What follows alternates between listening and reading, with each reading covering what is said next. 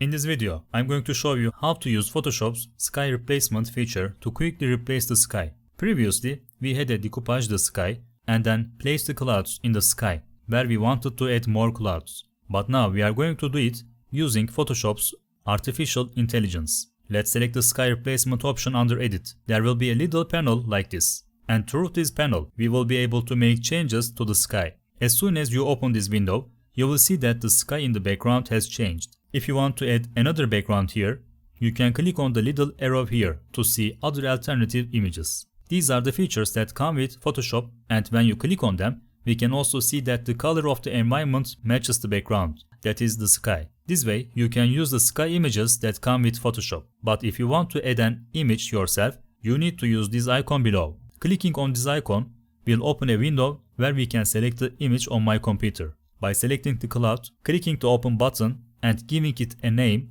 I can make the image appear here. This image is placed next to the other images. If I want to categorize it, I can drag and move these images and transfer them into other folders. So when I want to find it, I can get to the image I'm looking for much more quickly. Here, I have an image of a sky with a rainbow. You can see the sunset shows. As you can see, we can say that the ambient colors other than the sky are blended according to this sky color in the background. It is a very nice feature. The fact that it automatically recognizes the sky and make adjustments on these places without any effort is a very nice and practical result. And this is how you can examine the sunset images. In this window, you will see some tools on the left side. These tools, of course, have a meaning. For example, this move tool is a tool that allows you to move the image however you want. This zoom tool and the hand tool act exactly like the feature in Photoshop. When you select the zoom tool, you can use it to zoom in on the image. Or when you select the hand tool, you can use it to pan the image. As I said, it is used for the same purpose here.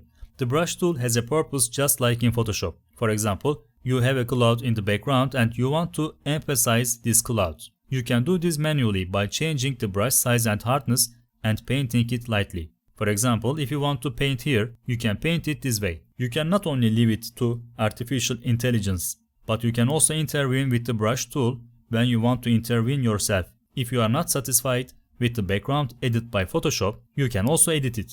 We can do this using the options here. For example, if you want a softer or harder transition between the earth here and the background image, you can get different results by shifting these values. When I increase the soft edge here, I can see that it blends more with the background. And when I decrease it a little bit, I see more of the original sky. We can see that the image added to the background starts from higher up. So it takes the line that it has set itself here with a wider scope or with a narrower scope. Fade edge is another tool that gives similar results. Again, you can use this to make the sky look more realistic.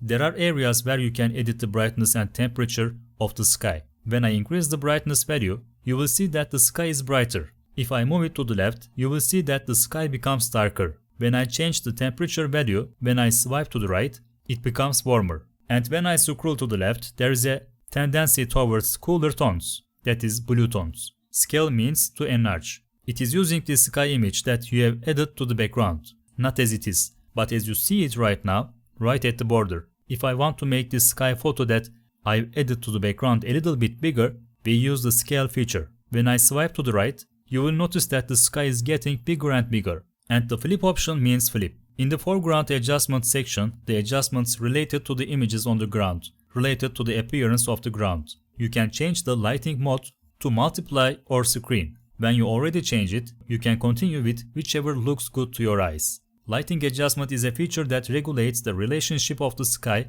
to the earth. You can edit that. The color adjustment is another feature where we can make small adjustments. As you can see, changing the sky is now very easy. However, if there is something you don't like, you can adjust the settings here to create the environment you have in mind. After you have made these adjustments, you can click on the OK button to make sure that these adjustments are concertedly layered. So here, you can automatically see the decoupaged sky and then we can make changes on it.